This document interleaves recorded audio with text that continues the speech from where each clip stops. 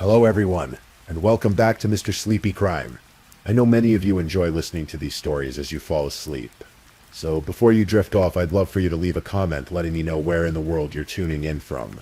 And if you're enjoying the story, don't forget to like and subscribe. It really helps the channel grow. Before we begin, I want to acknowledge that this story involves real people and real tragedies. We tell these stories not for entertainment, but to remember the victims and perhaps help others recognize the warning signs that could prevent similar tragedies. For the best experience, feel free to lower the volume a little, just enough to let the story gently carry you off to sleep. Alright, please get comfortable, dim the lights, and let's dive into tonight's first story.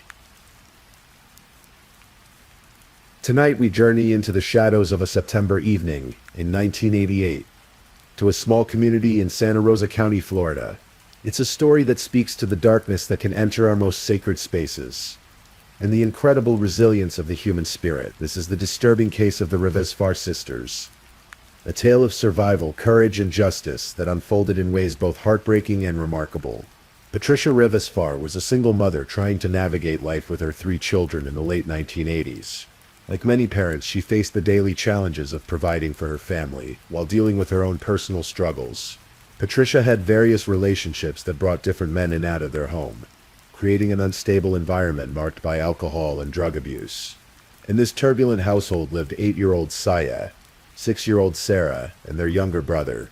The Rivas-Farr children had learned to adapt to their ever-changing circumstances.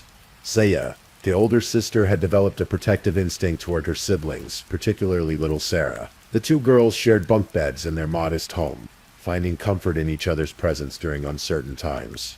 They were typical children in many ways, playing together, sharing secrets, and creating their own small world of safety within the chaos that sometimes surrounded them. The family had known various men who came through Patricia's life, some staying longer than others. Among them was a man named Raymond Warfield Wyke, known to those around him simply as Ray. He was 32 years old in 1988, and had been one of Patricia's boyfriends. Wyke had a criminal history, having been convicted of robbery in 1974. But like many details of the adults' lives, this information existed in a world separate from the children's daily reality. The children knew Ray as just another figure who moved through their lives, part of the revolving cast of characters that populated their mother's relationships. They had no way of knowing the darkness that lurked beneath his familiar exterior, no indication that this man would soon transform their lives forever. September 22, 1988, began like any other evening in the Rivas-Farr household. Patricia was asleep in her room, unaware of what was about to unfold. The children had settled into their beds, with Saya and Sarah tucked into their bunk beds, seeking the comfort of sleep. The house was quiet, wrapped in the peaceful darkness that should protect sleeping children. But evil doesn't announce itself with fanfare. It creeps through unlocked doors and exploits the vulnerability of trust. In the early hours of that September night, Ray Wyke forcibly entered the Rivas-Farr home. He moved through the familiar layout with purpose, making his way to where the children slept. Saya would later remember the terrifying moment of being picked up from her bunk bed. As she opened her eyes, still heavy with sleep, she was confronted not with the safety of her bedroom, but with the face of someone she had trusted. The nightmare was just beginning. Wyke kidnapped both Saya and Sarah while they slept, taking them from their beds in the dead of night. The 8-year-old and 6-year-old had no understanding of what was happening or why. One moment they were safe in their beds, and the next they were being taken from everything familiar into an unknown darkness. Patricia remained asleep in another room, completely unaware that her daughters were being stolen away. She would wake to discover empty beds and a horror beyond any parent's worst nightmare. Wyke drove the terrified girls to a remote location in Santa Rosa County. For Saya and Sarah, this car ride must have felt like an eternity. The familiar streets of their neighborhood gave way to increasingly isolated roads, each mile taking them further from safety and deeper into an unimaginable ordeal. The remote location Wyke had chosen was isolated, the kind of place where screams would go unheard, and where he believed his crimes would remain undiscovered. It was wooded and desolate, far from the possibility of rescue or intervention. Here in this lonely place, Wyke revealed the true horror of his intentions. What happened in those woods represents one of the most disturbing aspects of this case. Wyke sexually assaulted 8-year-old Saya, inflicting injuries consistent with forced penetration. The physical trauma was severe, but the psychological impact on a child that young is beyond comprehension. While this was happening to her older sister, 6-year-old Sarah was witnessing horrors no child should ever see. Then came the attempted murder. Wiki cut Saya's throat, intending to kill her. The blade sliced through the tender flesh of an 8-year-old's neck, and as Saya felt her life bleeding away, she watched as Wiki turned his attention to her little sister. Wiki murdered 6-year-old Sarah Rivasfar in those dark woods. The details of Sarah's final moments are part of the court record, but out of respect for her memory and the gravity of this story, we'll let the simple fact of her death speak to the ultimate evil that was committed that night. A 6-year-old child, barely begun in life, became the victim of unspeakable violence. But Wiki had made one crucial miscalculation. He had left Saya for dead, assuming that the wound to her throat would finish what he had started. He was wrong.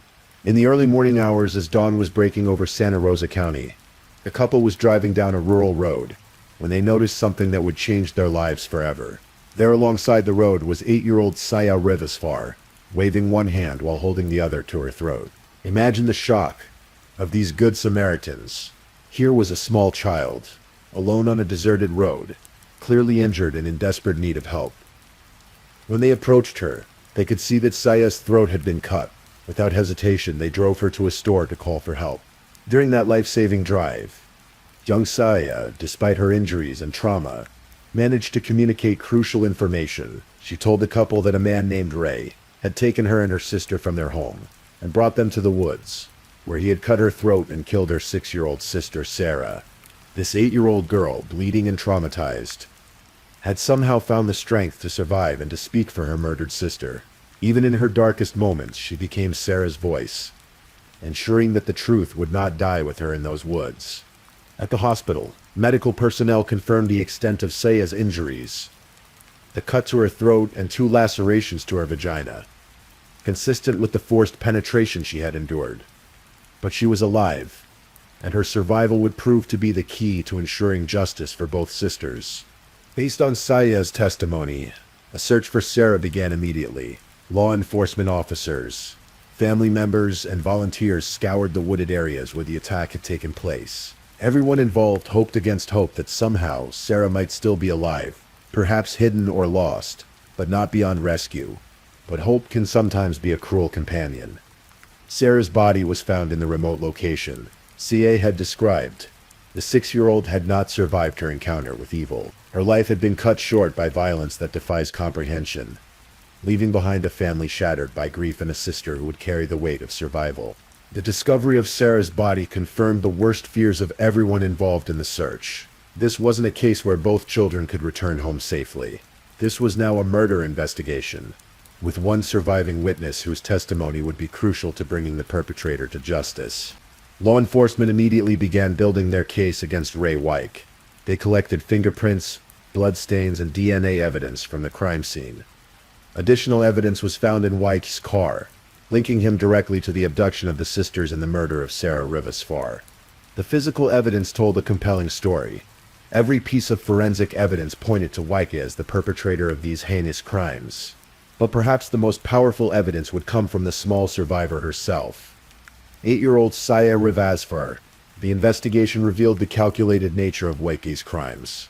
He had forcibly entered the Rivasfar home, knowing the layout and the family's routines from his previous relationship with Patricia. He had chosen his victims deliberately, 2 small girls who trusted him and had no way to defend themselves. And he had selected a remote location for his assault, believing he could commit these crimes with impunity.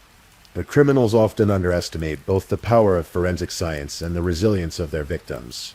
In this case, Wike had made the fatal error of leaving Saya alive to tell her story. Ray Wike was indicted on multiple charges: murder, attempted murder, sexual battery, and kidnapping. The case that prosecutors built was comprehensive, combining physical evidence with the testimony of the one person who had witnessed the entire ordeal. Saya. In court, Saya testified against Wike, demonstrating remarkable strength for someone so young. Imagine the courage it took for an 8-year-old girl to face her attacker in a courtroom, to relive the worst night of her life in front of strangers, and to speak for her murdered sister. This testimony represents one of the most powerful examples of a child's bravery in the face of unthinkable trauma. The courtroom proceedings revealed the full scope of Wike's crimes. The charges included first-degree murder of Sarah Rivesfor, 2 counts of kidnapping for both Sarah and CA, sexual battery of CA, and attempted murder of CA. Each charge carried the weight of ruined innocence and a family torn apart by violence. In a peculiar twist, Wycke chose to represent himself in court, and even testified in his own defense. This decision allowed the court and the public to see the man who had committed these terrible acts attempt to justify or explain his behavior. Whatever his testimony contained, it could not overcome the physical evidence and the powerful witness testimony of his young survivor. Wycke, who was 32 years old at the time of the offenses, was convicted on all counts. First-degree murder, 2 counts of kidnapping, sexual battery, and attempted murder. The jury's decision was clear and decisive. The evidence was overwhelming, and Saya's testimony had provided the human face to the horror that had been committed. The penalty phase of the trial resulted in a unanimous jury recommendation for the death penalty. The trial judge found multiple aggravating circumstances: Wycke's prior violent felony conviction from 1974, the contemporaneous nature of the attempted murder, kidnapping and sexual battery of Saya, and the particularly heinous nature of the crimes. Wycke was sentenced to death for the first-degree murder of Sarah Rivesfor. Additionally, he received 22 years for each of the 2 kidnapping counts, a life sentence for the sexual battery, and 22 years for the attempted murder. The sentences would run concurrently, but the death sentence ensured that Wycke would ultimately pay the ultimate price for his crimes. The legal system had worked as it was designed to work. A child's voice had been heard, justice had been served, and the man who had destroyed one life and forever changed another would face the consequences of his actions. As is common in death penalty cases, Wycke's case went through the appeals process. In February 1992, the Florida Supreme Court affirmed his convictions but reversed his death sentence and remanded the case for a new penalty phase proceeding. During this new penalty phase in December 1992, the jury again voted unanimously, 12-0, for the imposition of the death penalty. Even with a second chance to consider the evidence and circumstances, a new jury reached the same conclusion: Wycke deserved to die for his crimes. The Florida Supreme Court later affirmed this second death sentence in January 1994 on direct appeal. The legal system had thoroughly reviewed the case multiple times, and each review confirmed the appropriateness of the ultimate punishment. Ray Wycke remained on death row for approximately 15 years after his conviction. However, in 2004, before the state could carry out his execution, Wycke died of lung cancer. Natural causes claimed him before justice could be administered by the state, but his death marked the end of a long legal saga that had begun with their horrific crimes of that September night in 1988. Some might see his death from natural causes as cheating justice, while others might view it as a fitting end, that he died slowly and perhaps in pain, much like his victims had suffered. Regardless of one's perspective on his death, the important fact remains that he never again walked free, never again had the opportunity to harm another child. The most remarkable part of this entire story is what happened to Saya Rivesfor after that horrible night. Following the trial, Saya gained a new chance at life when Ahmed Rivesfor, presumably a family member, gained custody of her and her brother and moved them to New York. This geographic move represented more than just a change of address. It was the beginning of a new life far from the scene of her trauma. Rather than allowing her traumatic experience to define her, Saya chose a path that would honor her sister's memory and protect other children. She grew up to become a New York State trooper, dedicating her life to law enforcement and public safety. Think about the profound significance of this career choice. The 8-year-old girl, who survived a violent predator, grew up to become someone who protects others from similar dangers. She transformed her victimization into a calling to serve and protect. In doing so, she ensured that her survival had meaning beyond simply escaping death. She became a guardian for others who might face similar threats. Years later, as an adult and law enforcement officer, Saya has spoken publicly about her experience. She has shared her story not for attention or sympathy, but as a testament to survival and resilience. Her willingness to speak about her trauma has undoubtedly helped other survivors find their own voices and their own paths to healing. The case of the Rivesfor sisters serves as more than just another true crime story. It represents several important themes that resonate far beyond the specific facts of this particular tragedy. First, it demonstrates the vulnerability of children in unstable home environments. Patricia Rivesfor's struggles with relationships and substance abuse created an environment where dangerous people had access to her children. While parents deserve compassion for their own struggles, This case serves as a stark reminder that children's safety must always be the paramount concern. Second, it shows the incredible resilience of the human spirit. Seiye's survival, both physical and psychological, represents an almost miraculous triumph over evil. Her ability to not just survive but to thrive and dedicate her life to protecting others is a testament to the strength that can emerge from even the darkest experiences. Third, it illustrates the importance of believing children and taking their testimony seriously. Seiya's account of what happened to her and her sister was crucial to achieving justice. In an era when children's voices are sometimes dismissed or their credibility questioned, this case stands as proof of why we must listen when children speak about abuse or violence. Finally, it demonstrates the power of the criminal justice system when it works correctly. The combination of forensic evidence, witness testimony, and thorough investigation led to a conviction that was upheld through multiple appeals. Justice was served, even if the ultimate punishment was delivered by nature rather than by the state. As we reflect on this disturbing case, we're confronted with several profound questions about justice, healing, and the nature of evil itself. How does an 8-year-old child process such trauma? How does a family heal from the loss of a 6-year-old daughter and sister? How does a community respond when such darkness invades their midst? The answers to these questions are as individual as the people involved. But Seiya's story provides one powerful example of how healing can take place.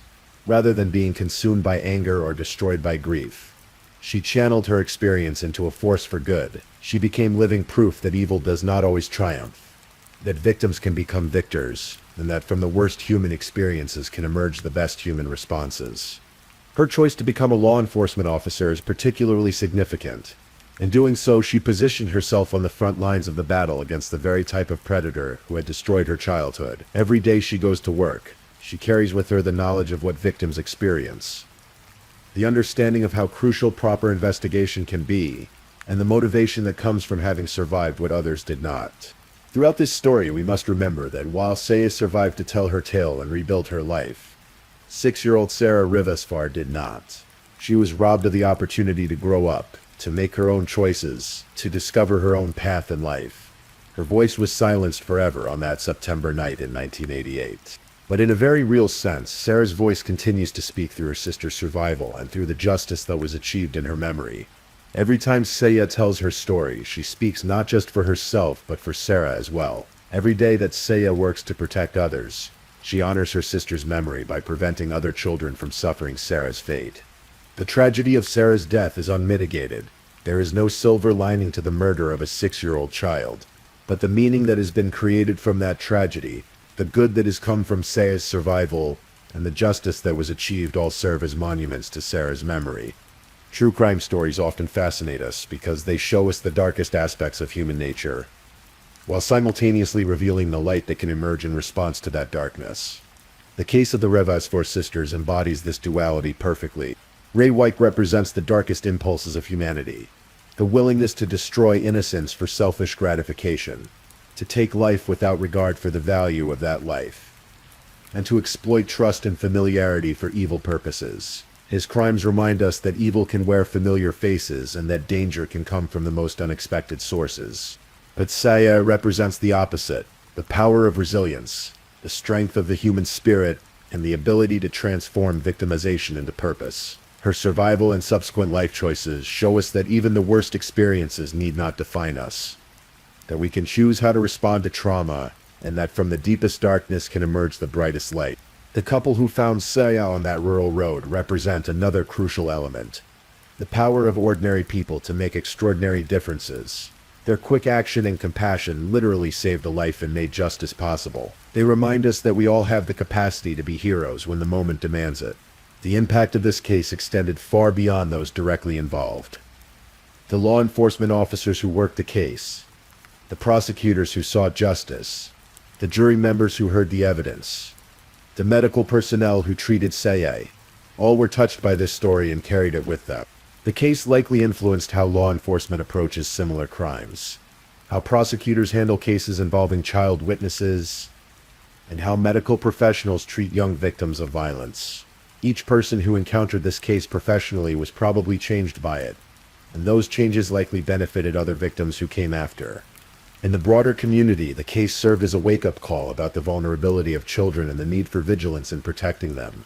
It demonstrated that evil could strike anywhere, that familiar faces could hide dangerous intentions, and that the safety of children should never be taken for granted. For other survivors of childhood trauma, Saye's story provides both inspiration and validation. It shows that survival is possible, that healing can occur, and that victimization need not become a life sentence. Her example has undoubtedly given hope to others facing their own struggles with the aftermath of violence. As we conclude this difficult but important story, we're left with a complex mix of emotions. Horror at the crimes committed against two innocent children, grief for the life of Sarah Rivasfar, cut short by senseless violence, admiration for Saya's incredible strength and resilience, gratitude for the justice system that held the perpetrator accountable, and perhaps most importantly, hope. Hope that comes from witnessing the triumph of good over evil, of survival over destruction, of purpose over despair. The case of the Rivasfar sisters reminds us that, while we cannot always prevent evil from entering our world, we can control how we respond to it. We can choose to let it destroy us, or we can choose to let it strengthen us. We can allow it to make us fearful and bitter, or we can use it to become more compassionate and protective of others. Say Rivasfar made the latter choice. She chose healing over hatred, purpose over despair, protection over revenge. In doing so, she ensured that her sister's death was not meaningless, and that her own survival became a force for good in the world. Tonight, as we consider this story in the quiet darkness, we're reminded that even in our darkest moments, there is the possibility of light. Even in the face of the worst human behavior, we can witness the best human responses. And even when evil seems to have triumphed, justice and healing remain possible. The 8-year-old girl who was left for dead on a rural road in Florida grew up to become a protector of others. The 6-year-old who was murdered is remembered not just as a victim, but as a sister whose memory inspired justice and purpose. And the man who committed these terrible crimes ultimately faced the consequences of his actions. In the end, this is a story about the resilience of the human spirit, the power of justice, and the possibility that from even the darkest experiences can come meaning, purpose, and light. It's a reminder that we are all capable of surviving our worst moments, and perhaps even transforming them into our greatest strengths. Please, if this is your first time listening to one of our true crime stories, welcome to the channel where we explore these cases in a calm and respectful way. I also want to take a moment to appreciate my amazing subscribers who've been rocking with me. Thank you so much for your continued support. If you're still awake and listening, drop a comment. Let me know where you're tuning in from and the current time in your corner of the world, or just say something to let me know you're still here. And if you haven't already, be sure to like this video and subscribe so you don't miss our next true crime stories for sleep. Now, let's move on to our second story.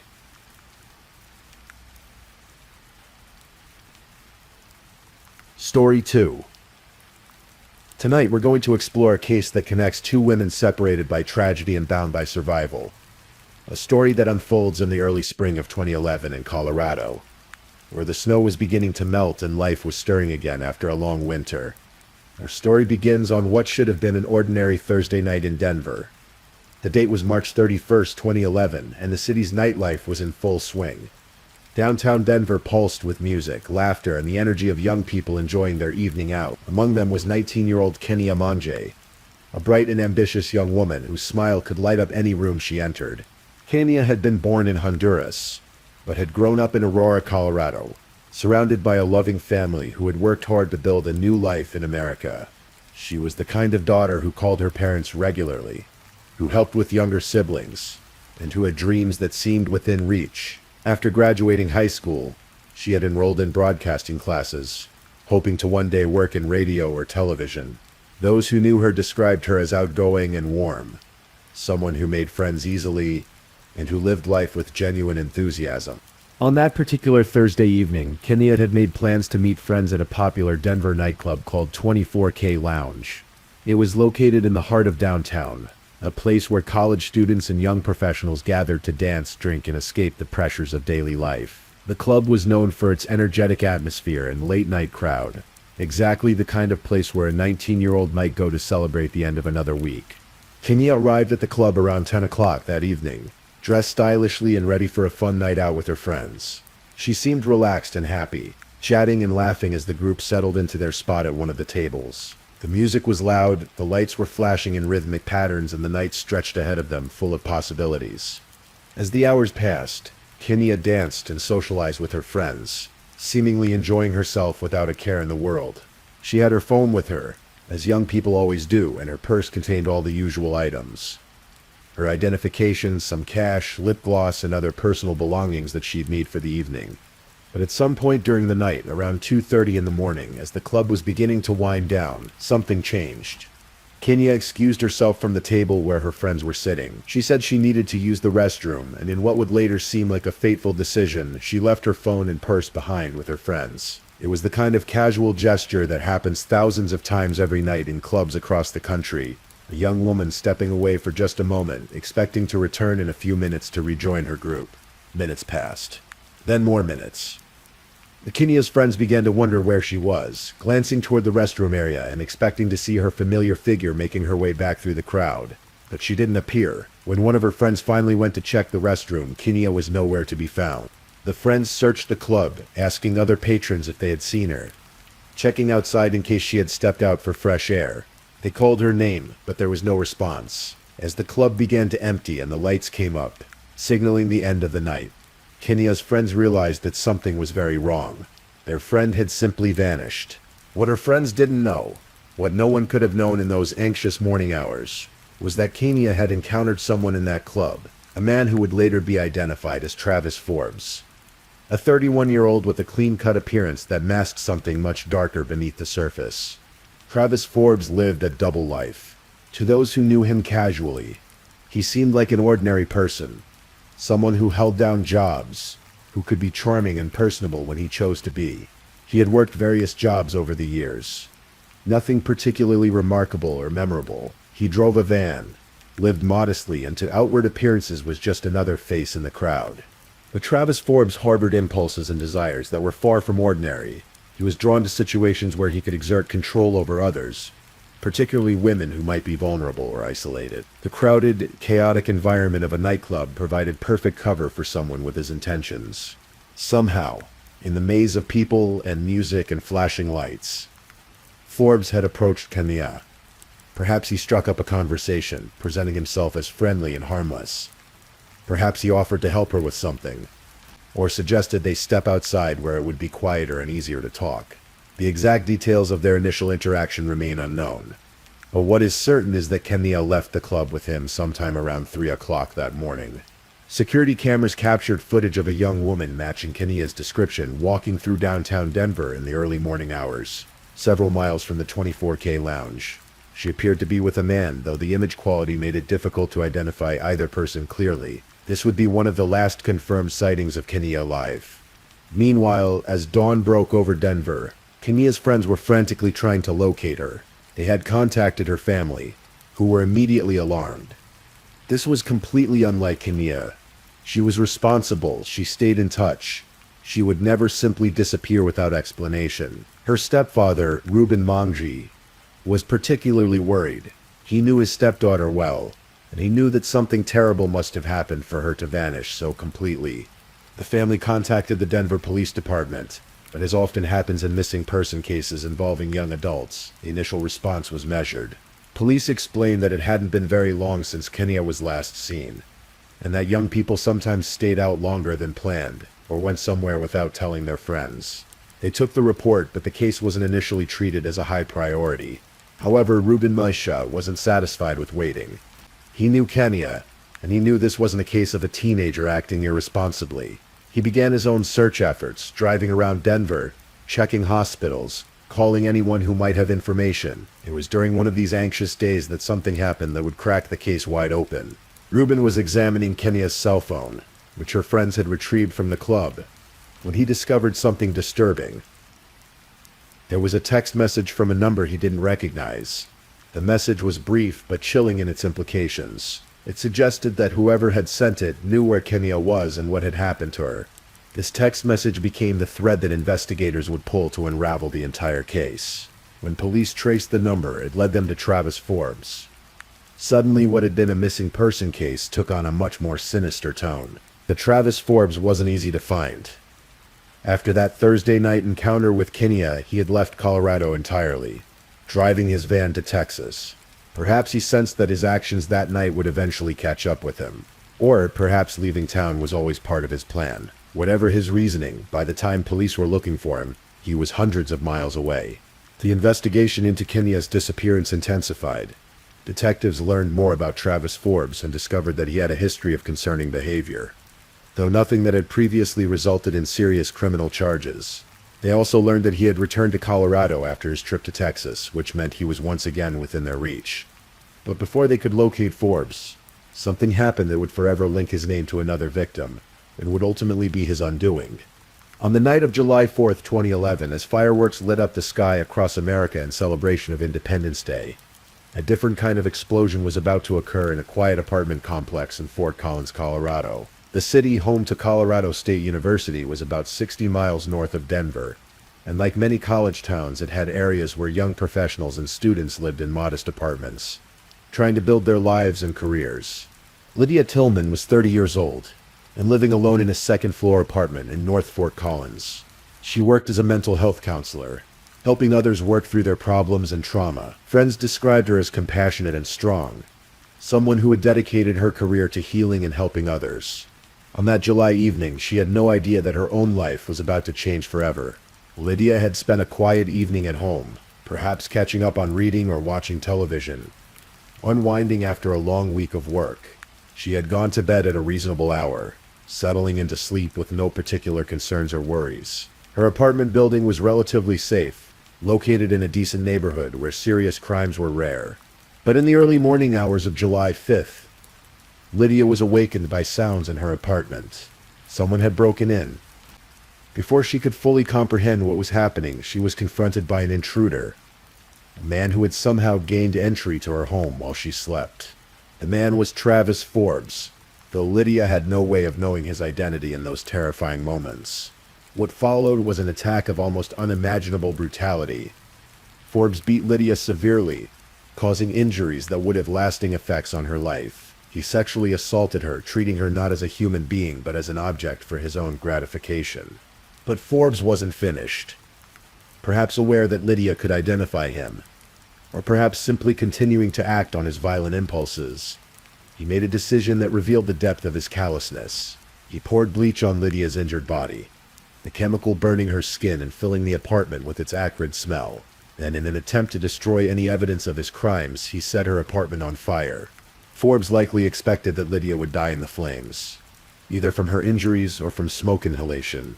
He probably thought he had committed the perfect crime, that any DNA evidence would be destroyed in the fire and that there would be no witness to testify against him. But Forbes had underestimated Lydia Tillman. Despite her severe injuries, despite the bleach burns on her body, despite the smoke beginning to fill her apartment, Lydia summoned a strength that she may not have known she possessed. She made it to the second-story window of her apartment, and with flames growing behind her, she jumped. The fall from the second story could easily have killed her, or caused injuries that would have made survival impossible. But somehow Lydia survived the jump. She lay on the ground below her burning apartment, critically injured but alive, as neighbors began to notice the fire and call for help. Emergency responders arrived to find a chaotic scene.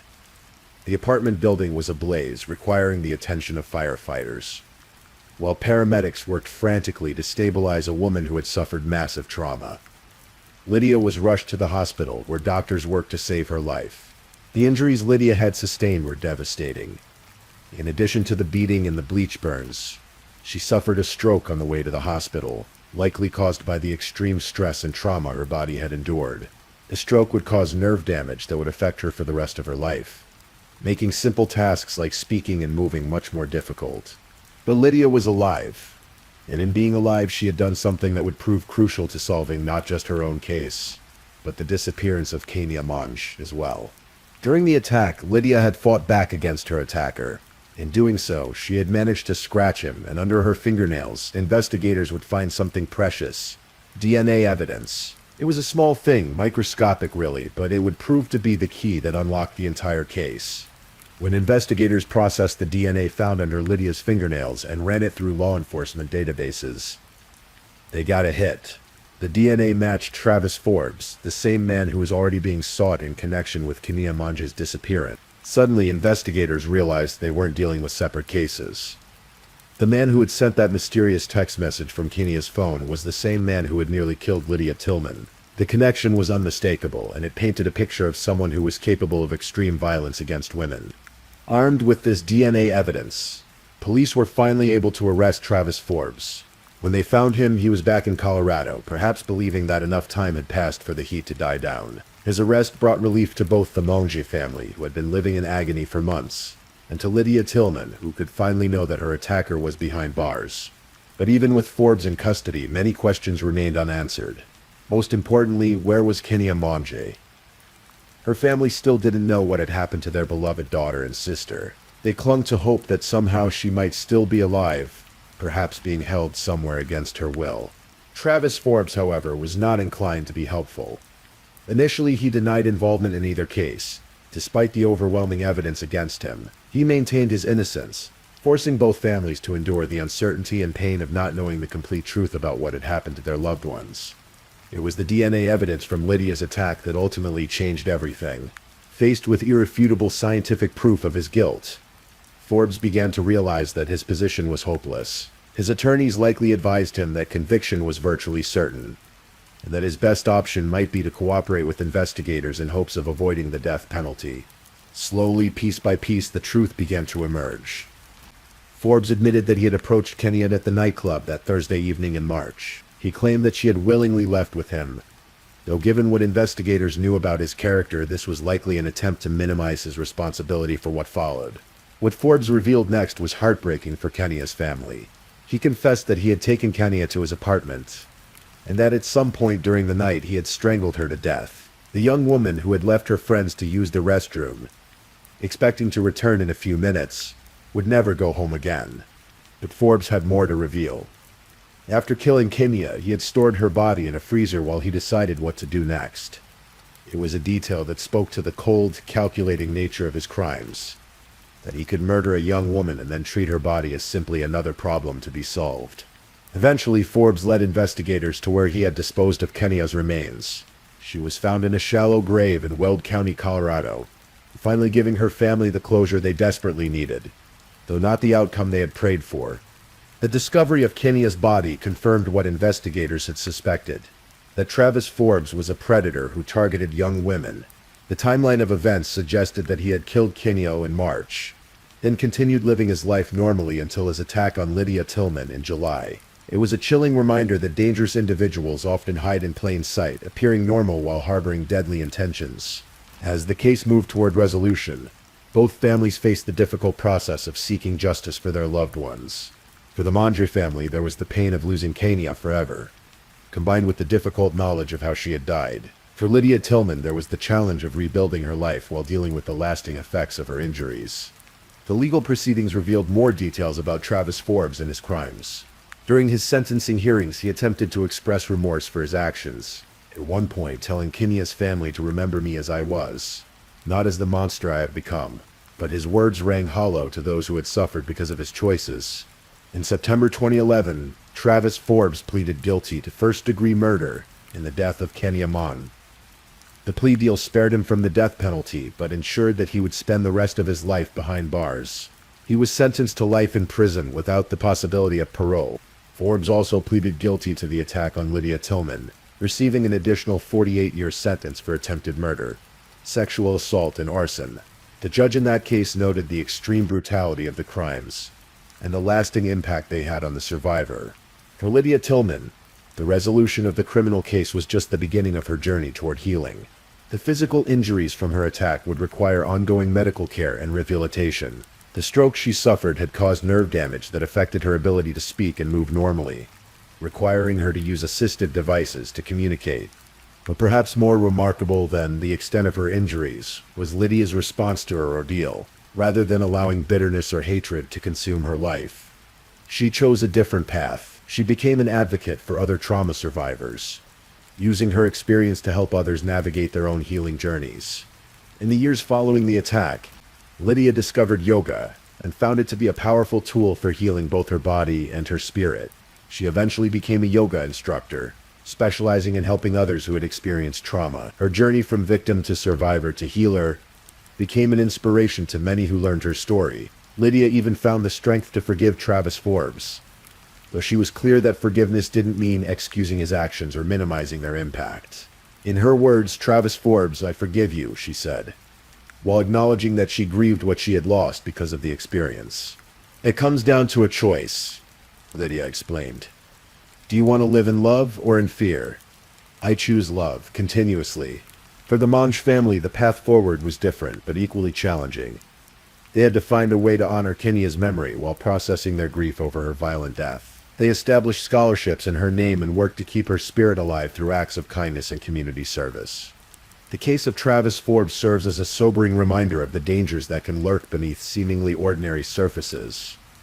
Forbes had worked regular jobs, lived in normal neighborhoods, and interacted with people daily without raising suspicion. Yet he was capable of shocking violence against innocent women. The investigation also highlighted the importance of DNA evidence in modern criminal cases. Without the genetic material that Lydia Tillman had managed to preserve under her fingernails during her attack, Forbes might never have been connected to either crime. That microscopic evidence became the thread that investigators pulled to unravel his web of violence. Perhaps most importantly, the case demonstrates the incredible strength of the human spirit. Lydia Tillman's survival and her journey toward healing show that even in the face of unthinkable trauma, it is possible to reclaim one's life and find meaning in the experience. Her decision to jump from that second-story window while her apartment burned around her was an act of pure survival instinct.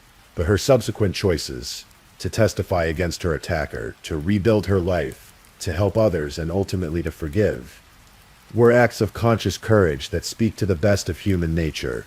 Today, Travis Forbes remains in prison, where he will spend the rest of his life.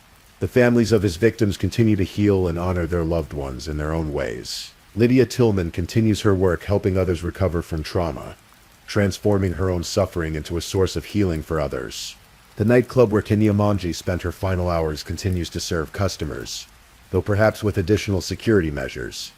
The apartment building where Lydia Tillman lived has been repaired and houses new tenants. Life moves forward, as it always does, carrying with it the memories of those who were lost and the lessons learned from their stories. In the quiet moments before sleep, we might reflect on the fragility of life and the importance of the connections we make with others. Kenya Manji left home that Thursday evening, expecting nothing more than a fun night out with friends. Lydia Tillman went to bed in her own apartment, feeling safe and secure. Neither could have imagined what lay ahead. Their stories remind us to cherish the ordinary moments, to appreciate the safety we often take for granted, and to recognize the strength that lies within us all. Strength that may only be revealed in our darkest hours, but which can carry us through unimaginable challenges. As we settle into sleep tonight, we carry with us the memory of Kenya Manji, a young woman whose life was cut tragically short, but whose story continues to resonate with those who hear it.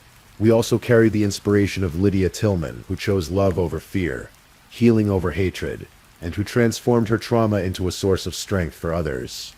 In the end, these stories remind us that while evil may exist in our world, so does tremendous goodness, courage, and resilience. And sometimes that's exactly what we need to remember as we close our eyes and drift off to sleep. Please, if you're enjoying these stories, don't forget to leave a comment. Let me know where you're listening from and what time it is in your corner of the world.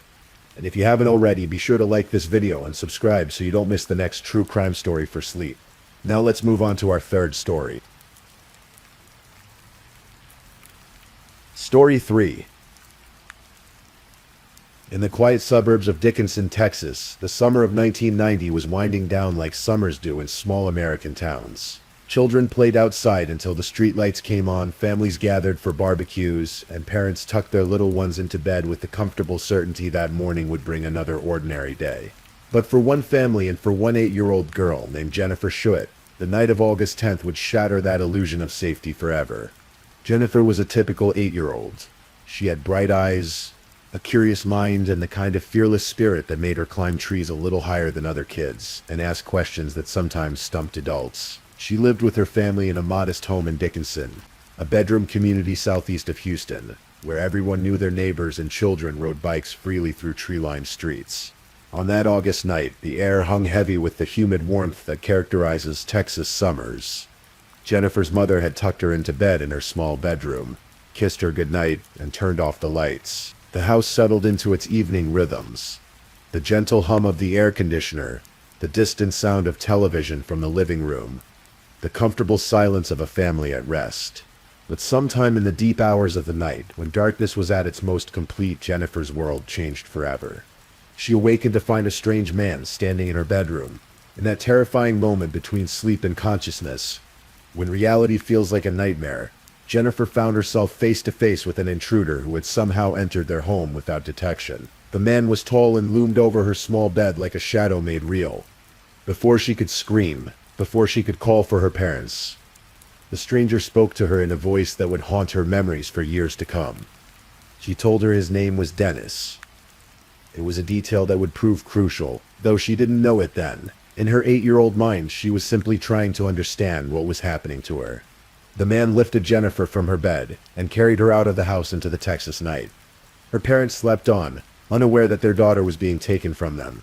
The neighborhood remained quiet, its residents lost in dreams, while a predator moved through their midst like a ghost. Dennis placed Jennifer in his vehicle and drove through the empty streets of Dickinson, past familiar landmarks that now looked strange and menacing in the darkness. The little girl, terrified but trying to be brave, attempted to remember everything she could about her abductor and their route. Even at 8 years old, some instinct told her that these details might be important. They drove for what felt like hours, but was probably only minutes. Time moves differently when you're scared, especially for a child. Eventually, the man pulled off onto a deserted road that led to an isolated field outside of town. It was the kind of place where teenagers might go to drink beer, or couples might park to watch the stars. But now it would become the scene of unspeakable violence. What happened next in that field would test the limits of human endurance and the will to survive. The stranger, this man who called himself Dennis, subjected Jennifer to a brutal assault that no child should ever endure. He sexually assaulted her with a savagery that spoke to a deep sickness in his soul. But he didn't stop there. When he had finished with his attack, Dennis wrapped his hands around Jennifer's throat and began to strangle her.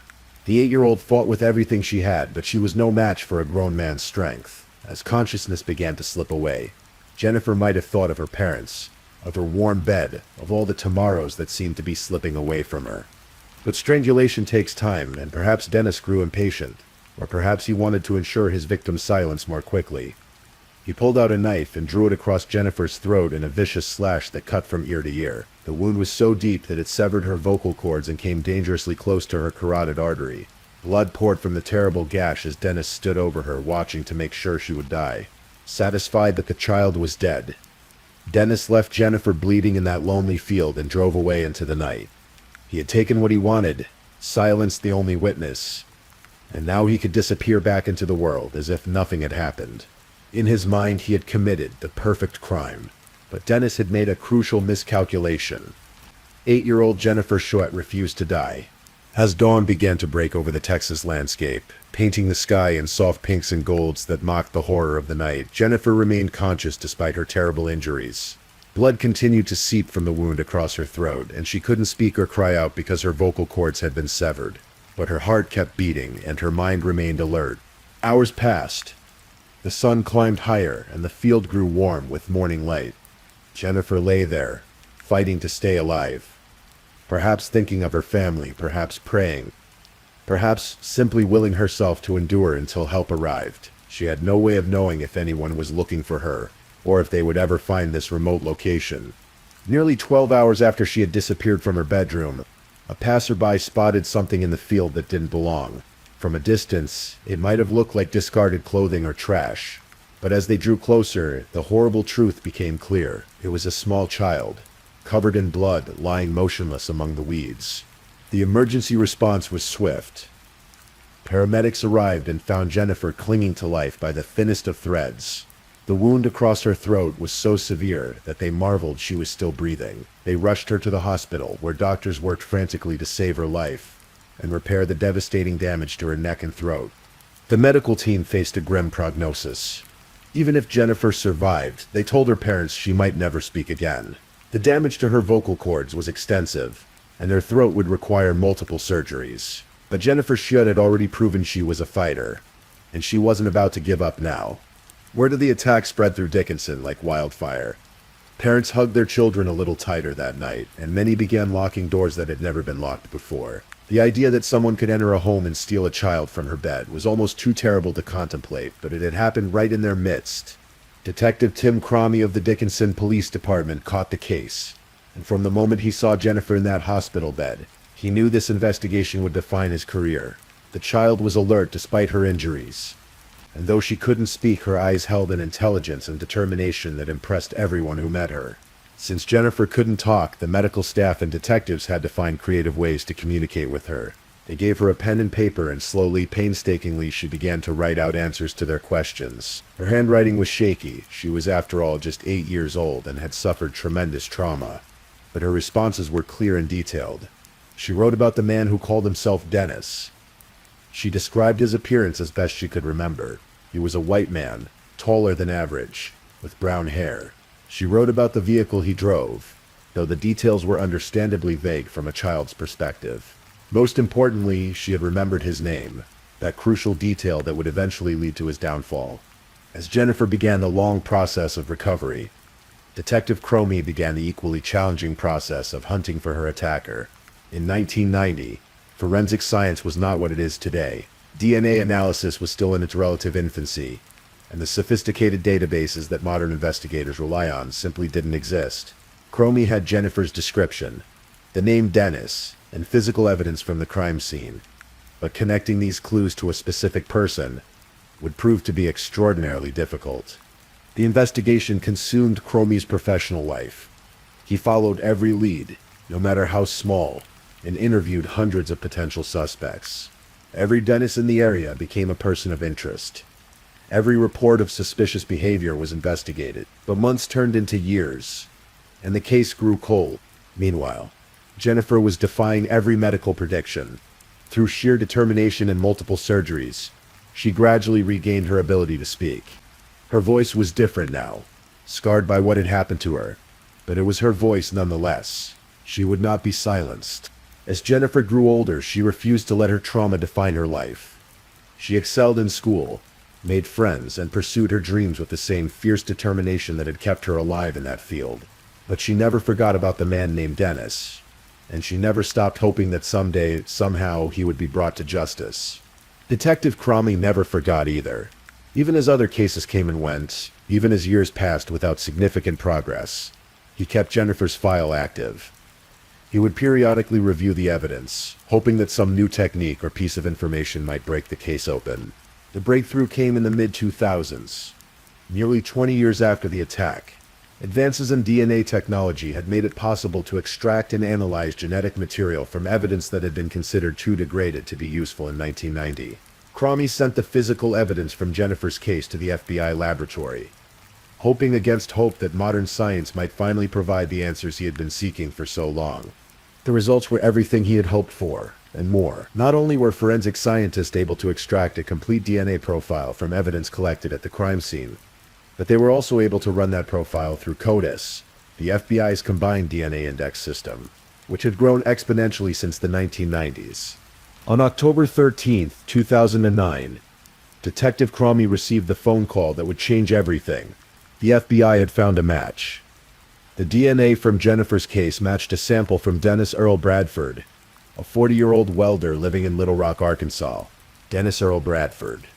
Even his name seemed to mock the investigation, as if he had been hiding in plain sight all along. Here was Dennis, the man who had told 8-year-old Jennifer his real name before attacking her, confident that she would never live to repeat it. Bradford had been living what appeared to be a normal life. He was married, worked as a welder, and had 3 adult stepchildren. To his neighbors and co-workers, he was just another middle-aged man, going about his daily routine. None of them suspected that he was carrying the secret of one of the most heinous crimes in Texas. Criminal history. When Arkansas authorities arrested Bradford at his workplace, he seemed genuinely surprised. Perhaps he had convinced himself that he had gotten away with his crime, that the little girl he had left for dead would never be able to identify him. Perhaps he had simply pushed the memory of that night so far down that he had almost forgotten it himself. But when detectives began questioning him about the events of August 10, 1990, Bradford's facade quickly crumbled. Faced with the DNA evidence and Detective Cromie's methodical presentation of the facts, he broke down and confessed to everything. The kidnapping, the sexual assault, the attempted murder. He admitted to it all. His confession was chilling in its matter-of-fact delivery. He described how he had entered the Schwad home through an unlocked door, how he had taken Jennifer from her bed, and what he had done to her in that field. There was no remorse in his voice, no explanation for why he had targeted an innocent child. He simply recounted the events as if he were describing a routine task. The arrest made national news. After 19 years, Jennifer Schutz's attacker had finally been caught. But for Jennifer herself, now a grown woman of 27, the arrest brought a complex mix of emotions. Relief, certainly, that the man who had haunted her nightmares would finally face justice. Vindication that her memories and descriptions had been accurate. But also a strange sense of anticlimax. After nearly 2 decades of wondering and waiting, the resolution felt almost surreal. Bradford was extradited back to Texas to face charges of attempted capital murder. The legal proceedings that followed were lengthy and complex. But the outcome was never really in doubt. The DNA evidence was ironclad, and Bradford's own confession left no room for denial. Throughout the legal process, Jennifer proved to be a remarkable witness.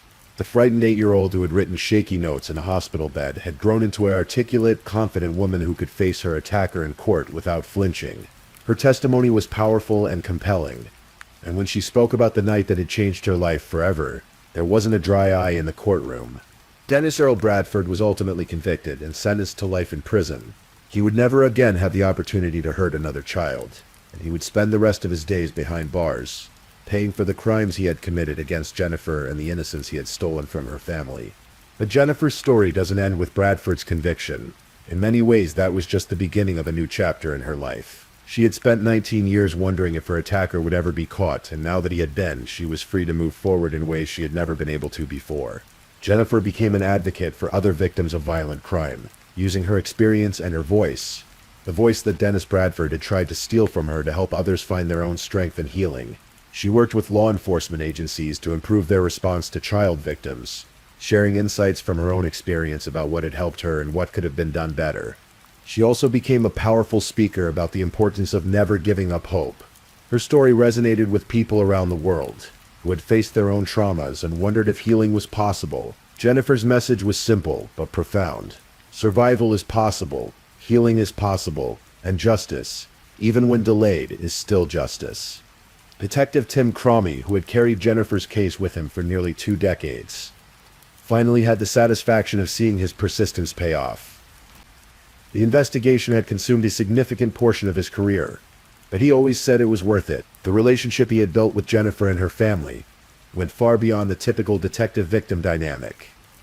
They had become part of each other's lives, bound together by their shared determination to see justice done. The case also highlighted the crucial importance of advances in forensic science. Without the improvements in DNA analysis technology that occurred in the 2000s, Dennis Bradford might never have been caught. The evidence that had seemed insufficient in 1990 became the key to his conviction nearly 20 years later. It was a reminder that cold cases are never truly cold, as long as physical evidence is preserved and technology continues to advance. Jennifer's case became a teaching tool for law enforcement agencies across the country. Her ability to provide crucial details despite her trauma, and the importance of treating child victims with patience and creativity, became part of training programs for detectives and child protection specialists. Her story showed that children can be reliable witnesses when they are given the proper support and communication tools. The impact of Jennifer's case extended far beyond the criminal justice system. Her survival and eventual triumph inspired countless other victims of violent crime to come forward and seek help. Her advocacy work helped change policies and procedures in hospitals, police departments, and courtrooms to make them more sensitive to the needs of trauma victims. Years have passed since Dennis Bradford's conviction, and Jennifer has built a full and meaningful life. She has refused to let one night of horror define who she is, or limit what she can accomplish. She has traveled, pursued education and career goals, and formed meaningful relationships. In many ways, she has become everything that her 8-year-old self could have hoped to be, despite the trauma she endured. The field where Jennifer was left to die has changed over the years. Development has crept closer, and what was once an isolated location is now surrounded by suburban growth. But for those who know its history, it remains a place of significance, not just as the scene of a terrible crime, but as the place where a little girl's determination to survive changed everything. Detective Tim Cromie retired from the Dickinson Police Department, but he never forgot the case that defined his career or the remarkable young woman who had fought so hard for justice. He often spoke about how Jennifer's courage and resilience had inspired him throughout the long investigation, and how her eventual triumph had made every late night and frustrating dead end worthwhile. The Jennifer Schott case stands as a testament to several important truths. First, that evil exists in the world, sometimes in the most ordinary seeming people and places. Second, that human spirit's capacity for survival and healing is extraordinary, capable of overcoming even the most devastating trauma. Third, that justice, while sometimes delayed, can still be achieved through persistence, technological advancement, and the courage of survivors who refuse to be silenced. But perhaps most importantly, Jennifer's story reminds us that we are all capable of transformation. The frightened child who was left to die in a Texas field grew up to become a powerful advocate for others, turning her pain into purpose and her trauma into triumph. She took the worst thing that had ever happened to her and found a way to use it to help others, proving that even our deepest wounds can become sources of strength. As you drift off to sleep tonight, in the safety and comfort of your own bed, take a moment to think about Jennifer Schott. Think about the 8-year-old girl who refused to give up, who held on to life when death seemed certain, and who grew up to become a voice for the voiceless. Her story is a reminder that hope can survive even in the darkest moments, and that courage often comes in the smallest packages. The night is peaceful now, filled with the ordinary sounds of a world at rest. Somewhere out there, other survivors are finding their strength. Other victims are discovering their voices, and other stories of triumph are being written. And in Dickinson, Texas, a community continues to heal from a wound that was inflicted more than 3 decades ago, stronger now for having witnessed one of their own transform tragedy into victory. Please, I'm just putting it out there. If you're still awake and listening, drop a comment. Let me know where you're tuning in from, the time in your part of the world, or just say something to let me know you're still with me. And of course, if you haven't already, like this video and subscribe so you don't miss the next true crime story for sleep. Now, let's move on to our 4th story.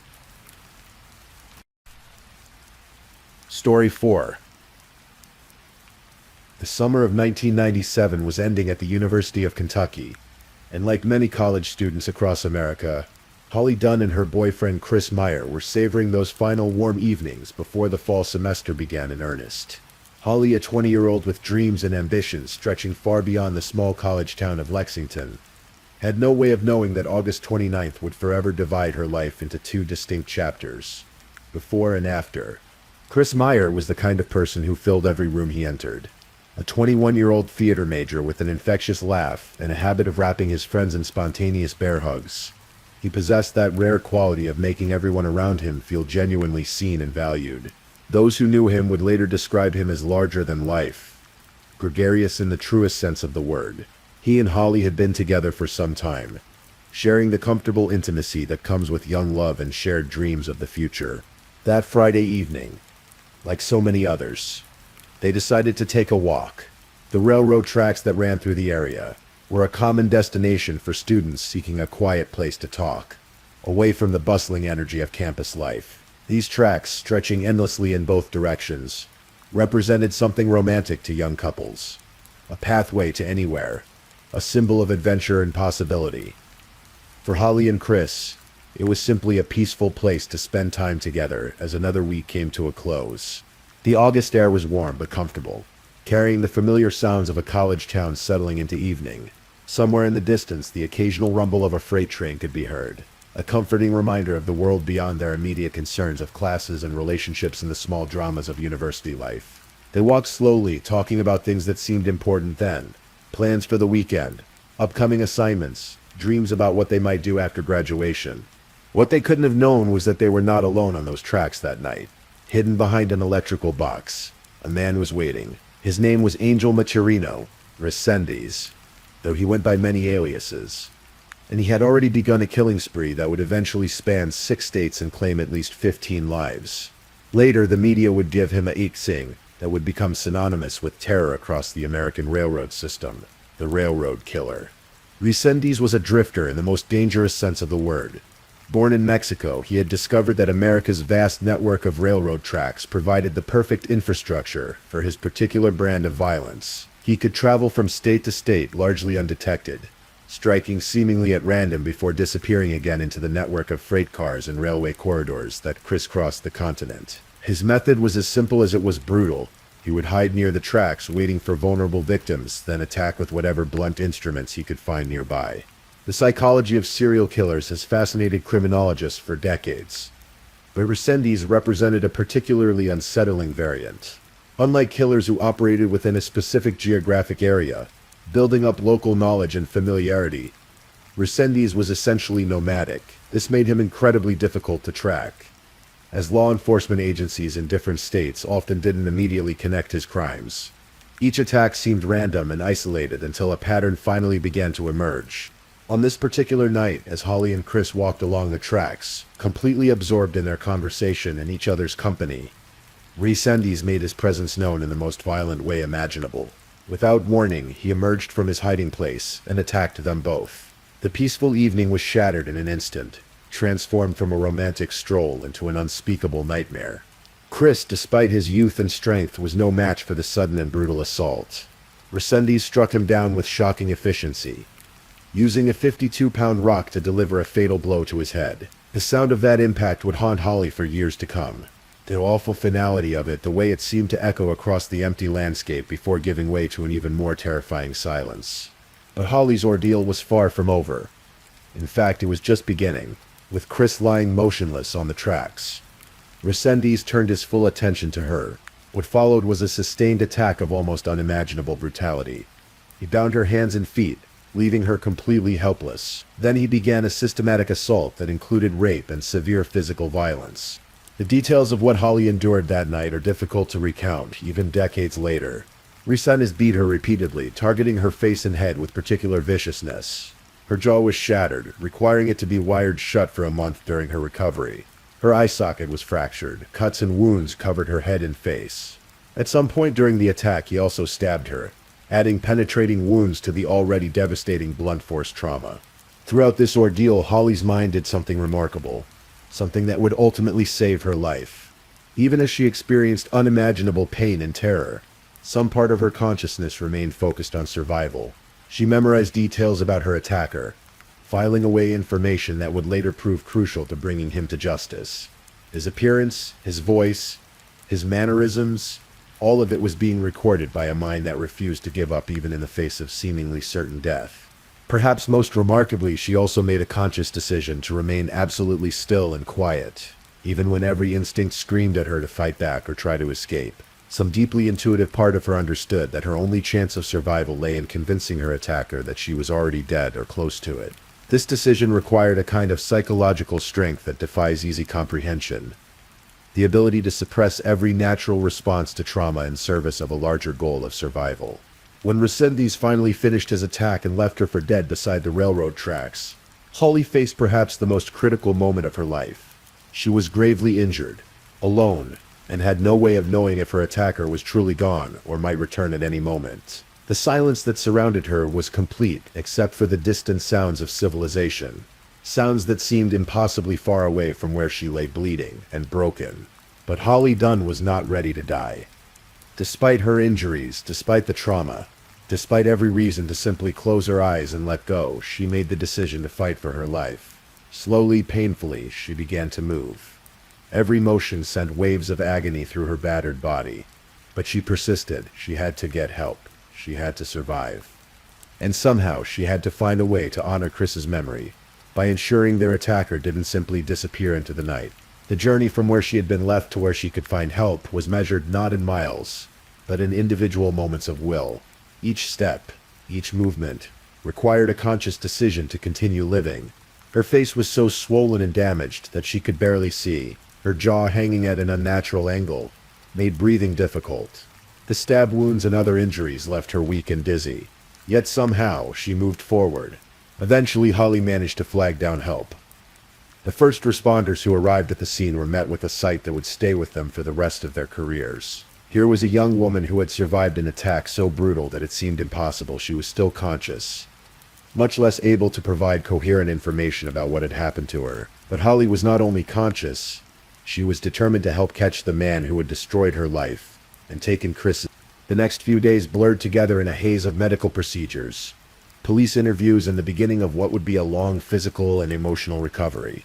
Holly spent 5 days in the hospital, undergoing surgery to repair her shattered jaw and other injuries. During this time, law enforcement began the process of trying to identify her attacker based on her description and the evidence left at the scene. What they discovered was both helpful and terrifying. The attack bore all the hallmarks of previous assaults that had occurred near railroad tracks in other parts of the country. A pattern was beginning to emerge, suggesting that Holly and Chris had been victims of a serial killer who used America's railroad system as his personal highway of violence. This realization meant that their attacker was likely still out there, potentially planning his next assault. The investigation that followed would span multiple states and involve dozens of law enforcement agencies. Resendez's method of travel made him incredibly difficult to track, as he could strike in Texas one week and Illinois the next, always staying one step ahead of local police who might not yet realize they were dealing with a serial offender. The FBI eventually became involved, recognizing that this was a case that transcended local jurisdiction. Meanwhile, Holly began the long process of healing, both physical and psychological. The physical injuries were extensive, but with time and medical care would eventually heal. The psychological trauma was more complex. She found herself unable to tolerate the sound of trains, which was particularly difficult given how common they were in her daily environment. The mere whistle of a distant locomotive would send her into a state of panic, her mind immediately transported back to that night on the tracks. Sleep became elusive. When she did manage to rest, nightmares would often wake her, replaying the events of that August night with horrifying clarity. Simple activities that she had once taken for granted, walking alone, being in open spaces, even being around men she didn't know well, became sources of anxiety and fear. The confident, carefree college student she had been seemed like a different person, someone from a life she could barely remember. Yet, even as Holly struggled with her recovery, she remained committed to seeing her attacker brought to justice. She worked closely with investigators, providing detailed descriptions and helping to create composite sketches. Her memory of the attack, while traumatic to recall, proved to be remarkably accurate and detailed. This information became crucial as law enforcement began to connect her case with other similar attacks across the country. The investigation revealed a pattern of violence that was both shocking in its scope and terrifying in its randomness. Resendez had been killing for years, targeting victims who were often alone or in isolated areas near railroad tracks. His victims included a diverse cross-section of Americans: a grandmother, a kindergarten teacher, a doctor, a pastor and his wife, elderly women living alone, and young people like Holly and Chris who had simply been in the wrong place at the wrong time. Each crime scene told a similar story. Resendez would use whatever blunt instruments he could find: rocks, tire rims, pickaxes, fire irons, to attack his victims with overwhelming force. After killing them, he would often linger in their homes, eating their food and taking small personal items as souvenirs. This behavior suggested a killer who was not only violent but also deeply disturbed, someone who derived satisfaction not just from the act of killing but from inserting himself into his victims' lives in the most invasive way possible. As the investigation continued, and more crimes were linked to Resendez, Holly found herself in the unique and difficult position of being his only known survivor. This designation carried both weight and responsibility. She was the only person who could provide first-hand testimony about what it was like to encounter this man, and live to tell about it. Her survival had given law enforcement their best hope of understanding his methods and bringing him to justice. The manhunt for Resendez intensified throughout 1998 and into 1999. He was eventually placed on the FBI's 10 Most Wanted list, making him one of the most sought-after fugitives in America. The publicity surrounding the case was both helpful and difficult for Holly. On one hand, the media attention helped keep the case in the public eye, and potentially brought in tips and leads. On the other hand, it meant constantly reliving the most traumatic experience of her life in very public ways. During this time, Holly had to make some of the most difficult decisions of her young life. She had been a student at the University of Kentucky, planning for a future that had probably included a normal career, marriage to Chris, and all the ordinary joys and challenges of adult life. Now she found herself at the center of a national manhunt for a serial killer, dealing with injuries and trauma that would affect her for the rest of her life, and grieving the loss of the man she had expected to spend her future with. The capture of Angel Maturino Resendez finally came, not through the extensive manhunt, but through an unexpected source. His own family, his sister, who had been living in Mexico, eventually contacted authorities and helped facilitate his surrender. This development was both a relief and a source of new anxiety for Holly. Relief because the man who had terrorized so many communities was finally in custody, but anxiety because she knew that his capture was just the beginning of a legal process that would require her to relive the attack in excruciating detail. When Resendez finally stood trial, Holly faced perhaps her greatest challenge yet, taking the witness stand and providing testimony that would help ensure his conviction. This meant not only recounting the events of that night in August 1997, but doing so in a public courtroom, in front of the man who had tried to kill her, with news media and court observers recording every word. The trial itself was a study in contrasts. On one side was Holly Dunn, young, articulate, and bearing the visible and invisible scars of surviving an attack that no one should have to endure. On the other side was Resendez, a man who had terrorized multiple states and destroyed countless lives with his random acts of violence. The evidence against him was overwhelming. Not just Holly's testimony, but physical evidence from multiple crime scenes and a pattern of behavior that painted a clear picture of a serial killer who had been operating unchecked for years. Holly's testimony was crucial to the prosecution's case, but it came at enormous personal cost.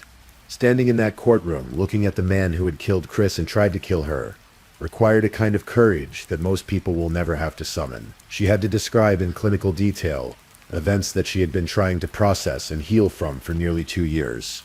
She had to remain composed and clear while recounting experiences that most people couldn't even bear to imagine. The defense had few options. The evidence was overwhelming, and Holly's testimony was devastating in its clarity and detail. They attempted to raise questions about mental competency and other issues, but ultimately there was little they could do to counter the mountain of evidence that had been assembled by law enforcement agencies across multiple states.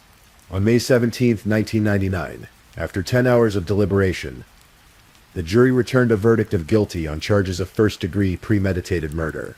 The decision was unanimous and decisive. Resendez was subsequently sentenced to death, bringing to a close the legal chapter of a case that had terrorized communities across the American railroad network. For Holly, the conviction represented a form of justice, but it could not undo what had been done or restore what had been lost.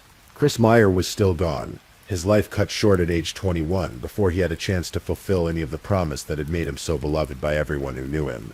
Holly's own life had been forever altered by those few terrible minutes on the railroad tracks. Yet in the years that followed the trial, Holly began to discover something unexpected, a sense of purpose that grew out of her survival. She realized that her experience, horrific as it was, had given her a unique perspective on trauma, recovery, and the importance of speaking out for victims who could no longer speak for themselves. She began working as an advocate for victims' rights, using her story to help others, and to educate people about the realities of violent crime. This work was not easy. Each time she spoke about her experience, she risked triggering the trauma responses that she had worked so hard to manage. But she also discovered that talking about what had happened in controlled and supportive environments could be healing. Not just for her, but for others who had survived similar experiences. Her survival had meaning beyond just her own life. It could serve as inspiration and guidance for others who were struggling to rebuild their lives after violent crimes. Holly also made a decision that demonstrated remarkable resilience and hope for the future.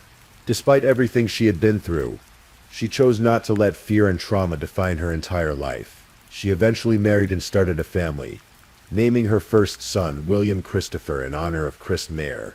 This gesture represented not just love and remembrance, but a refusal to let the actions of one violent man dictate the trajectory of her entire future. The railroad killer's reign of terror finally ended when he was executed in 2006, more than 8 years after his attack on Holly and Chris. His death brought a sense of closure to many of his victims' families. But for Holly, the healing process had begun long before, and would continue long after his execution. She had learned that justice and healing are separate processes, each necessary but neither sufficient on its own. In 2017, on the 20th anniversary of the attack, Holly published a memoir about her experience titled Sole Survivor. The book represented the culmination of years of processing, healing, and finding meaning in trauma. Writing it required her to revisit the events of that night in greater detail than she had ever done publicly before. But it also allowed her to tell the complete story, not just the attack itself, but the long journey of recovery and rebuilding that followed. The memoir serves multiple purposes. For Holly, it was a way of taking control of her own narrative, ensuring that her story would be told accurately and completely rather than being filtered through news reports and court documents. For readers, it provides an unprecedented look inside the experience of surviving a violent crime and the complex process of rebuilding a life in its aftermath. Perhaps most importantly, the book stands as a testament to the resilience of the human spirit. Holly's story could have ended that night on the railroad tracks, as the railroad killer intended. Instead, it became something much more complex and ultimately more hopeful. A story about survival, healing, finding meaning in trauma, and refusing to let violence have the final word. Today, more than 25 years after that August night, Holly continues her work as a victim advocate and speaker. She has traveled across the country, sharing her story with law enforcement agencies, victim support groups, and anyone who might benefit from hearing about her experience. Each time she speaks, she honors not only her own survival, but also the memory of Chris Meyer and all the other victims who didn't make it home that night or any other night. They encountered the railroad killer. The case of the railroad killer and Holly Dunn's survival remains one of the most compelling true crime stories of recent decades. Not just because of the dramatic elements, the cross-country manhunt, the lone survivor, the eventual capture and execution of the killer, but because of what it reveals about human nature at its worst and its best. Angel Maturino Resendez represented the kind of random violence that haunts our collective nightmares. The reminder that evil can strike anywhere, at any time, without warning or reason. But Holly Dunn's story represents something equally powerful: the capacity of human beings to survive unthinkable trauma, to find meaning in suffering, and to transform the worst experiences of their lives into sources of strength and purpose. Her survival was not just a lucky accident or a failure on the part of her attacker. It was the result of conscious choices she made in the moments of greatest danger, and conscious choices she continued to make every day of her recovery. The railroad tracks where Holly and Chris were attacked are still there, still carrying freight trains across the American landscape, but they no longer represent the same kind of danger they once did. The railroad killer is gone, his reign of terror ended by the determination of law enforcement, and the courage of the one person who refused to become just another victim in his catalog of violence. For those who struggle with their own experiences of trauma and violence, Holly's story offers something precious: proof that it is possible to survive, to heal, and to find meaning even in the aftermath of the worst experiences imaginable. Her survival was not just physical, but psychological and spiritual, a testament to the power of hope and determination in the face of seemingly insurmountable odds. As we close this story, it's worth remembering that behind every true crime narrative are real people whose lives were forever changed by events that no one should have to endure. Holly Dunn chose to share her story not for entertainment or sensational purposes, but to help others understand what it means to survive and to honor the memory of those who didn't.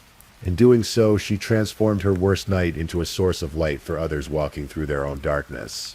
The trains still run along those tracks in Kentucky, carrying their cargo across the vast American landscape. But now they also carry something else: the memory of two young people who walked along those rails one August evening, and the remarkable story of the one who refused to let that walk be her last. Please, if you're still awake, let's move on to our last story. Story 5. Tonight we're going to tell you the extraordinary story of Lisa McVeigh, a 17-year-old girl whose courage and quick thinking not only saved her own life, but also brought one of Florida's most dangerous serial killers to justice. This is a story of darkness and light, of despair and hope, of a young woman who turned her greatest nightmare into her greatest strength.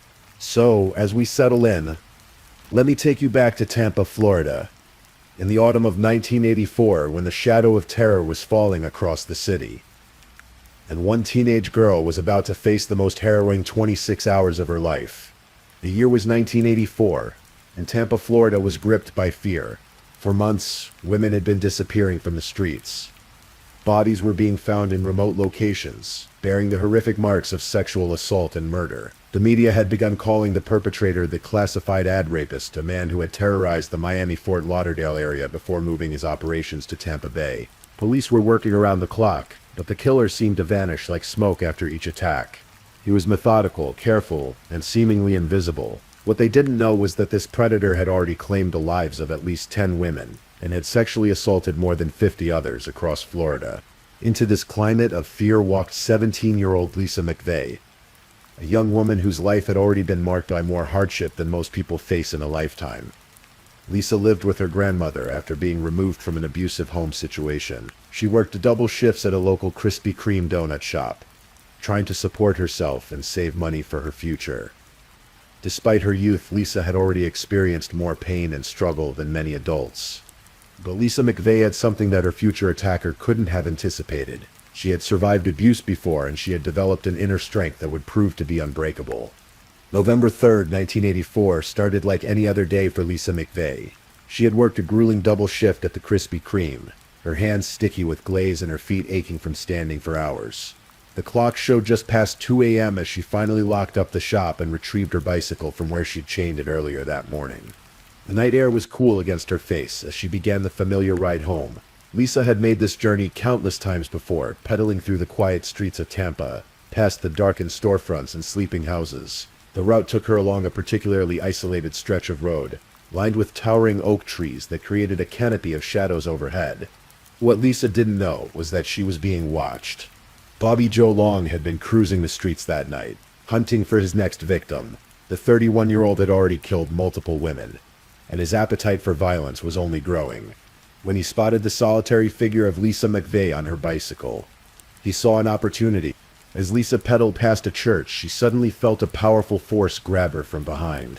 Someone had seized her bike, her everything, pulling her backward with tremendous strength. She began to scream as loudly as she could, her voice echoing through the empty streets. But her attacker quickly pressed a gun against her head. "Shut up or I'll blow your head off," came the threatening whisper. Lisa's screams died in her throat. She found herself face to face with a man whose eyes held a coldness that seemed to reach into her very soul. This was Bobby Joe Long. Though Lisa wouldn't learn his name for days to come, all she knew in that moment was that she was in the presence of someone capable of terrible things. Long forced Lisa into his car, a red Dodge Magnum. He bound her hands, gagged her mouth, and placed a blindfold over her eyes. As the car pulled away from the spot where her bicycle lay abandoned, Lisa realized that she might never see home again. But even in that moment of absolute terror, something within Lisa refused to give up. She had survived abuse before, and she would find a way to survive this too. What followed were 26 hours that would test every ounce of Lisa's strength, intelligence, and will to live. Bobby Joe Long took her to his apartment, where he subjected her to unspeakable horrors. But even as she endured assault after assault, Lisa's mind remained sharp and focused on one goal: survival. Despite her blindfold, Lisa began to memorize every detail she could about her surroundings.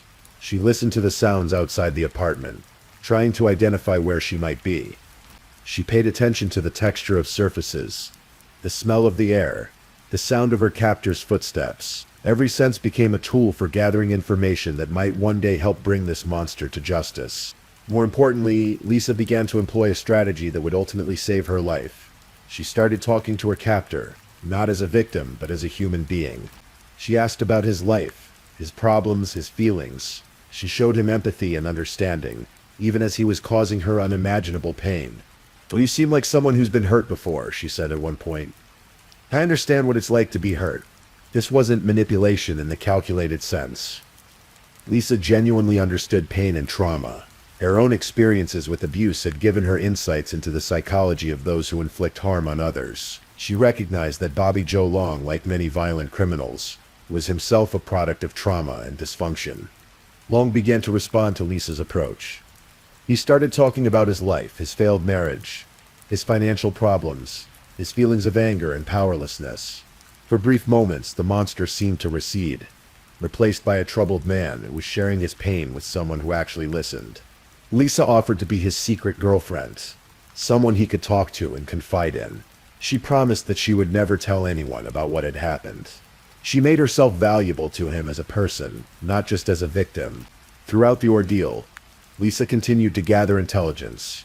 She memorized the route they took when Long drove her to ATMs to withdraw money. She noted the timing of his activities, the layout of his apartment, the sound of his voice, even the way he walked. Every detail was filed away in memory for future use. What Lisa McVeigh did during those 26 hours demonstrates one of the most remarkable examples of psychological survival in criminal history. Despite being blindfolded for most of her captivity, she managed to gather an extraordinary amount of information about her captor and his activities. She listened as Long made phone calls, noting the sound of his voice and any names or details mentioned. When he took her to ATMs, she counted the turns and estimated distances. She memorized the feel of different surfaces under her feet and the sounds of the environment around each location. But perhaps most importantly, Lisa managed to plant herself firmly in Long's consciousness as a real person rather than an object. She shared stories from her own difficult childhood, creating a bond of shared pain and understanding. She spoke about her dreams and hopes for the future, making it harder for Long to see her as merely a victim to be discarded. "I told him I was an only child," Lisa later recalled. "I said my father would be devastated if something happened to me." Though this wasn't entirely true, Lisa's family situation was complicated. It was a strategic truth designed to make her more human in her captor's eyes. Lisa also demonstrated remarkable emotional intelligence by recognizing when to be submissive and when to assert her personality. She knew when to remain quiet and when to engage Long in conversation. She sensed his moods and adapted her behavior accordingly, always with the goal of staying alive. Throughout the ordeal, Lisa held on to a growing determination to survive. Ironically, being kidnapped had given her something she'd lost: a reason to live. Before that night, Lisa had been planning to take her own life due to the abuse and hardship she'd endured. But now, faced with the possibility of death at someone else's hands, she discovered a fierce will to survive and see her captor brought to justice. After 26 hours of captivity, something remarkable happened. Bobby Joe Long made a decision that would ultimately lead to his own capture and conviction. He decided to let Lisa McVeigh go. The exact reasons for this decision remain complex. Long later claimed he had never intended to kill Lisa, though given his track record with other victims, this seems unlikely. And more probably, Lisa's psychological strategy had worked. She had managed to humanize herself in his eyes to the point where killing her became much more difficult. On the morning of November 4th, 1984, Long blindfolded Lisa once again and drove her to a location several miles from where he'd taken her. Before releasing her, he made her promise repeatedly that she would never tell anyone what had happened. Lisa readily agreed, knowing that her survival depended on making him believe she would keep her word. "If you tell anyone," Long warned her, "I'll kill you and your family." Lisa nodded solemnly, giving every appearance of being a terrified victim who would take this secret to her grave. But even as she made these promises, she was memorizing every detail of their final journey together. Long left her at a payphone and drove away. For several minutes, Lisa stood there, hardly believing that she was alive and free. The sun was coming up, and the world looked different to her than it had just 2 days before. She was no longer the same person who had left work that night, planning to end her own life. She was a survivor with a mission. When Lisa McVeigh walked into the Hillsborough County Sheriff's Office that morning, she faced a challenge that many sexual assault survivors encounter: skepticism from law enforcement. Her story was almost too extraordinary to believe. A 17-year-old girl claims to have been kidnapped by a serial killer, sexually assaulted for over 24 hours, and then released. Some officers found it difficult to accept. But Lisa had prepared for this moment. Throughout her captivity, she had been gathering evidence, and now she began to share it with investigators. She provided detailed descriptions of her attacker's physical appearance, his voice, his behavior patterns. She described his car in precise detail, a red Dodge Magnum with specific interior features she had observed. Most remarkably, Lisa was able to provide information about locations where her attacker had taken her. Despite being blindfolded, she had memorized turns, estimated distances, and noted environmental sounds that helped investigators narrow down possible areas where Long might live. Detective Larry Pinkerton was assigned to Lisa's case, and he quickly realized that this young woman possessed an extraordinary memory and attention to detail. Unlike some of his colleagues, Pinkerton believed Lisa's account from the beginning. He could see in her demeanor and the consistency of her story that she was telling the truth. Lisa described how long it had taken her to several ATM locations during her captivity. She provided time estimates and described the sounds and sensations she had experienced at each location. This information proved invaluable to investigators, who were able to cross-reference ATM security footage and transaction records to identify potential suspects. The investigation team also collected physical evidence from Lisa's clothing and body. DNA testing was not yet available in 1984, but forensic techniques of the time still provided valuable clues that could potentially link a suspect to the crime. As the investigation progressed, Lisa continued to work with detectives to provide additional details about her ordeal. She participated in multiple interviews, each time revealing new information that she had remembered or details that took on new significance as the investigation developed. One of the most crucial pieces of information Lisa provided was her description of Long's financial behavior during her captivity. She recalled that he had seemed concerned about money and had made several stops at ATMs. This suggested that the perpetrator might have been facing financial difficulties, which could help narrow down the pool of potential suspects. Lisa also described Long's living situation in remarkable detail. Despite being blindfolded, she had noted the layout of his apartment, the types of furniture, the presence of certain appliances, and even the general cleanliness and organization of the space. She remembered the texture of different flooring materials and the height of surfaces like counters and beds. Her description of Long himself was equally detailed. She provided information about his height, weight, build, hair color, and distinctive physical features. She could describe his voice, his speech patterns, and even certain mannerisms and behavioral quirks she had observed. All of this information was compiled into a comprehensive suspect profile that investigators used to guide their search. They began looking for men in the Tampa area who matched Lisa's description and who had access to a red Dodge Magnum matching her specifications. Meanwhile, Lisa herself was recovering from her ordeal with remarkable resilience. Rather than retreating from the world, she remained actively involved in the investigation, determined to see her attacker brought to justice. Her courage and determination impressed everyone who worked with her. The breakthrough in the case came through a combination of Lisa's detailed information and traditional detective work. Investigators had compiled a list of potential suspects based on the car description and other details Lisa provided. They were also looking at recent ATM transactions in the areas where Lisa believed she had been taken. Bobby Joe Long's name surfaced during this process.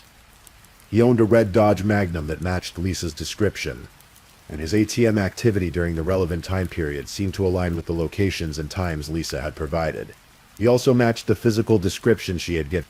On November 16, 1984, just 13 days after Lisa's release, police arrested Bobby Joe Long outside a movie theater in Tampa. The arrest was almost anticlimactic after the intensive investigation that had led to it. Long offered no resistance when officers approached him. When confronted with evidence linking him to Lisa's kidnapping and sexual assault, Long initially denied involvement. However, faced with the overwhelming detail of Lisa's testimony and the physical evidence that corroborated her account, he eventually confessed not only to her assault but to a string of murders that had terrorized the Tampa Bay area. The confession was comprehensive and chilling. Long admitted to killing at least 10 women and sexually assaulting more than 50 others across Florida. He described his crimes in cold, methodical detail, showing little remorse for the pain and terror he had inflicted. What made Long's confession even more significant was that it solved a series of cases that had baffled law enforcement for months. The murders of Lana Long, Michelle Sims, Elizabeth Loudenbach, Vicki Elliott, Chanel Williams, Karen Dinsfriend, Kimberly Hobbs, Virginia Johnson, Kim Swan, and Lisa's own case. All were finally connected to a single perpetrator. Bobby Joe Long's trial began in 1985 and was one of the most closely watched criminal proceedings in Florida history.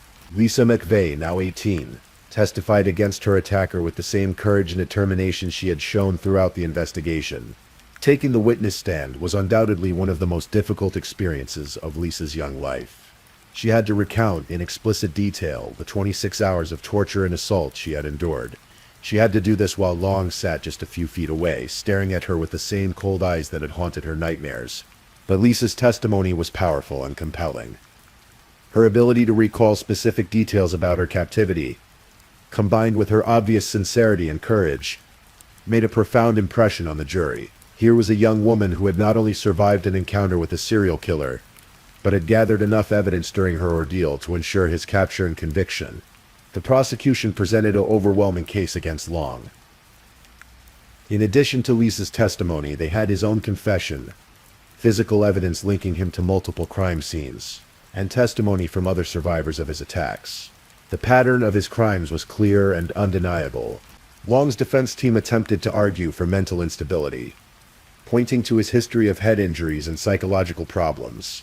While these factors might have explained his behavior, they did not excuse it, and the jury was not swayed by arguments for reduced culpability. On September 24, 1985, Bobby Joe Long was convicted of first-degree murder in the death of Michelle Sims. He was sentenced to death. Over the following years, he would be convicted of additional murders and receive multiple death sentences. Throughout the legal proceedings, Lisa McVeigh remained a powerful advocate for justice. She attended court hearings, supported other survivors who testified, and continued to work with law enforcement as needed. Her transformation from victim to survivor to advocate was complete. The Lisa McVeigh who emerged from that Tampa courtroom in 1985 was fundamentally different from the troubled 17-year-old who had been kidnapped the previous year. The experience had changed her in profound ways, giving her a sense of purpose and direction that had been missing from her earlier life. Lisa's first priority was education. She had dropped out of high school to work and support herself, but now she was determined to complete her education and pursue her dreams. She earned her GED and then went on to complete college, focusing on criminal justice and psychology. But perhaps most remarkably, Lisa chose to dedicate her career to law enforcement. The experience of working with detectives like Larry Pinkerton during her case had shown her how police work could make a real difference in people's lives. She wanted to be part of that effort to protect others from predators like Bobby Joe Long. Lisa joined the Hillsborough County Sheriff's Office, the same department that had investigated her case. She worked her way up through the ranks, specializing in cases involving crimes against children and sexual assault. Her personal experience with trauma and survival gave her unique insights into working with victims and understanding the psychology of perpetrators. Over the years, Lisa became a powerful advocate for victims' rights and improved law enforcement response to sexual assault cases. She spoke at conferences, trained other officers, and worked tirelessly to ensure that other victims would be believed and supported in ways that hadn't always been available to her. Lisa also became a public speaker, sharing her story at schools, community organizations, and law enforcement training events. Her message was always one of hope and empowerment, that survival is possible, that healing is possible, and that even the darkest experiences can be transformed into sources of strength and purpose. While Lisa was building her new life, Bobby Joe Long sat on Florida's death row, filing appeal after appeal to avoid execution. The legal process dragged on for decades, as is common in death penalty cases. For Lisa and the families of Long's other victims, this meant that the case was never truly closed. Each appeal brought new hearings, new legal proceedings, and new opportunities for Long's attorneys to challenge his convictions. For survivors and victims' families, these proceedings were painful reminders of their losses and trauma. Yet Lisa continued to participate in the legal process, attending hearings and providing testimony when needed. During these years, Lisa married and became Lisa McVeigh Noland. She continued her career in law enforcement and raised a family of her own, but she never forgot the promise she had made to herself during those 26 hours of captivity, that she would see Bobby Joe Long held accountable for his crimes. As the years passed, Lisa's role in the case took on historical significance. She had not only survived an encounter with a serial killer, but she had provided the crucial evidence that led to his capture. Her story became part of criminal justice textbooks and training programs, studied as an example of how victims can work with law enforcement to solve cases. Lisa also became involved with other high-profile cases, often consulting with investigators who were dealing with similar crimes. Her unique perspective as both a survivor and a law enforcement professional made her a valuable resource for understanding victim psychology and improving investigative techniques. On May 23, 2019, after more than 3 decades on death row, Bobby Joe Long was finally executed by lethal injection at Florida State Prison. Lisa McVeigh Noland was there to witness the execution, bringing a sense of closure to a case that had defined much of her adult life. The execution was attended by several of Long's surviving victims and family members of those he had murdered. For many of them, this moment represented the final chapter in a story that had caused them decades of pain and trauma. Lisa's presence at the execution was particularly significant. She was the only person who had looked Bobby Joe Long in the eye during the commission of his crimes, and lived to tell about it. She was the primary reason he had been caught and held accountable. Her witness to his final moments seemed to complete a circle that had begun on that dark Tampa street in 1984. In interviews following the execution, Lisa expressed a sense of relief and finality. While she acknowledged that Long's death couldn't undo the harm he had caused, it did represent justice for his victims and protection for potential future victims. But for Lisa, the real victory wasn't Long's death. It was the life she had built in spite of him. She had taken the worst experience of her life and transformed it into a source of strength, purpose, and service to others. She had refused to let Bobby Joe Long define her story or limit her potential. Today, Lisa McVeigh Nolan's story continues to inspire and educate people around the world. Her case is studied in criminal justice programs as an example of exceptional victim cooperation and investigative success. But more importantly, her story offers hope to other survivors of violent crime and trauma. Lisa's experience demonstrates several crucial truths about survival and resilience. First, that survival sometimes requires extraordinary mental strength and strategic thinking. Even in the most desperate circumstances, Lisa's ability to gather intelligence during her captivity and to psychologically manage her relationship with her captor likely saved her life. Second, her story shows the importance of believing and supporting crime victims. The investigators who took Lisa's account seriously and followed up on her detailed information were able to solve a series of cases that might otherwise have remained unsolved. When victims are believed and supported, justice becomes possible. Third, Lisa's post-trauma life demonstrates that healing and growth are possible even after the most severe trauma, rather than being destroyed by her experience. Lisa was transformed by it. She found purpose, meaning and direction in her suffering, ultimately using it to help others. Lisa's story also highlights the ongoing impact of childhood trauma and abuse. Both she and Bobby Joe Long were products of troubled childhoods marked by abuse and neglect. But while Long used his trauma as a justification for inflicting harm on others, Lisa chose to use her experiences to protect and help others. The case also demonstrates the importance of comprehensive victim services and long-term support. Lisa's recovery was aided by the support she received from law enforcement, victim advocates, and her own determination to build a better life. Not all victims have access to such support, which makes Lisa's story both inspiring and a reminder of the work still to be done. Lisa McVeigh Nolan's survival and the subsequent capture of Bobby Joe Long had ripple effects that extended far beyond the immediate case. The investigation techniques developed during her case influenced how law enforcement approached similar crimes. The recognition that victims could be valuable sources of investigative information, even when they had been blindfolded or otherwise prevented from seeing their attackers, changed police procedures.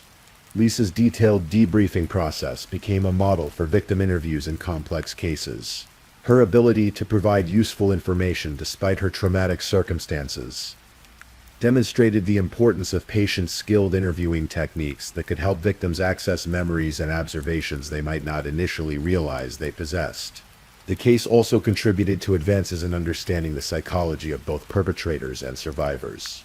Lisa's strategic interaction with Long during her captivity provided insights into how victims might increase their chances of survival through psychological techniques. While such strategies don't always work and should never be seen as guaranteeing survival, Lisa's experience added to the body of knowledge about victim-perpetrator dynamics.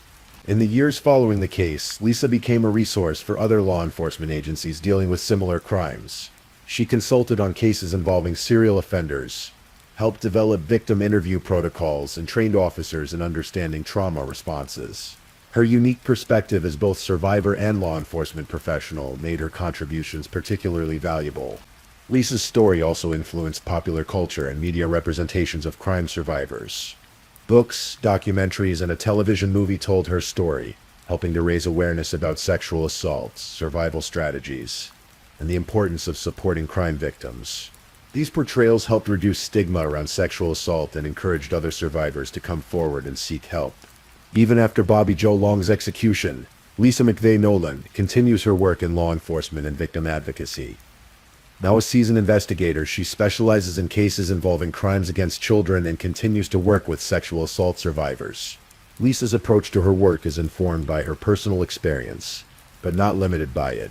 She brings empathy and understanding to her interactions with victims, but also maintains the professional objectivity necessary for effective investigation. Her recs describe her as someone who can connect with victims in ways that help them feel safe and supported, while also gathering the information needed to build strong cases. In recent years, Lisa has focused increasingly on prevention and education. She speaks at schools and community events about personal safety, the importance of trusting one's instincts, and the availability of help for those who have experienced trauma. Her message is always one of empowerment, that people can survive even the worst experiences and that help is available. Lisa has also been involved in legislative efforts to improve victim services and strengthen laws against sexual assaults. Her first-hand experience with both victimization and the criminal justice system gives her unique credibility in these policy discussions. She advocates for better training for law enforcement officers, improved victim services, and stronger legal protections for survivors. Throughout all of her advocacy work, Lisa maintains that her primary goal is to ensure that other victims receive the support and belief that helped make her own recovery possible. She knows that not every victim will have the same resources or support systems that she had, and she works to expand access to these crucial services. As we come to the end of Lisa McVeigh's remarkable story, we're left with profound questions about human resilience, the nature of survival, and the possibility of transformation through even the most traumatic experiences.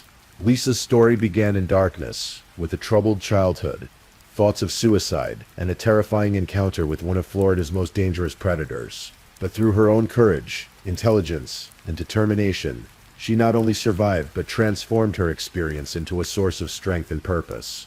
The 17-year-old girl who was kidnapped on a dark Tampa street in 1984 could never have imagined the life she would build in the years that followed. She became a respected law enforcement professional, a powerful advocate for victims' rights, a authentic wife and mother, and an inspiration to countless others who have faced their own darkness. Lisa's story reminds us that survival is possible, even in the most desperate circumstances.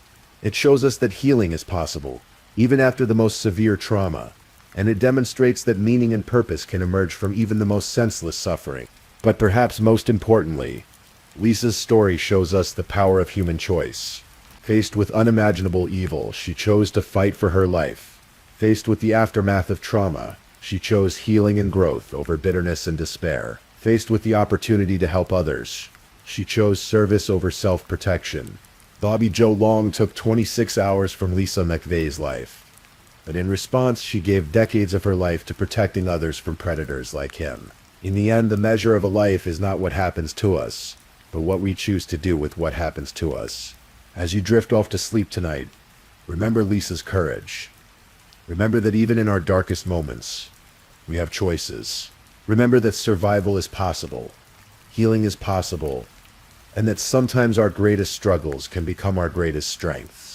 The girl who outsmarted a serial killer became a woman who dedicated her life to justice, and in doing so, she proved that no matter how dark the night, dawn will always come.